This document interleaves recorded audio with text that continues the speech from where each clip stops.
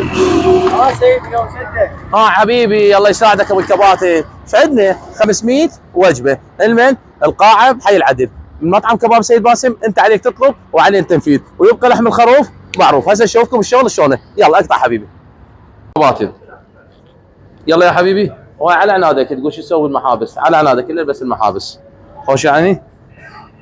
هسه راح اشوفكم شلون ال 500 وجبه من مطعم كباب سيد باسم. وهذا العقال طقيناه. خوش عيني. ها شلون ابو الكباتن؟ لا هم نقول مو حلو، هم نقول مو حلو. اقرع واخبر شحال له عندي شعر على عنادك. يلا حبيبي عود لحق بسيد باسم يقول يابا انت جابك على الغربي وشلون تشتغل غربي؟ لا عندي الغربي وعندي الشرقي وعندي المشاوي كلها تنقاعد مطعم كباب سيد باسم. يلا تعالوا ويانا خلينا نشوف التجهيز. اقطع. مستمرين وياكم مستمرين تجهيز 500 وجبه الى قاعه شو اسمها القاعه؟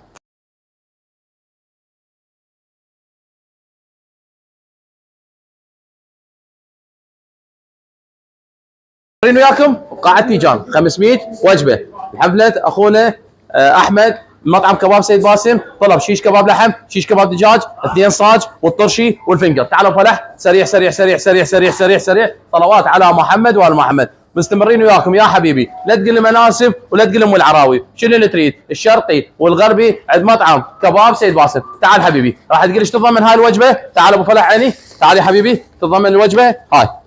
شيش كباب لحم، شيش كباب دجاج، وهاي هنا ايش تخليه وخادم وممنون. شو يجي وياها؟ يجي وياها صمونتين من هاي الكهربائي وبعيوني الك. يلا يا حبيبي. وهذا الصمون وهذا السفن وتجي وجبه جاهزه عند مطعم كباب سيد باسم. ولا تحتار بالخطار. والف الف مبروك. مستعدون للتجهيز كافه الحفلات والمناسبات وحسب ذوقك شنو تريد عند مطعم كباب سيد باسم. والف الف.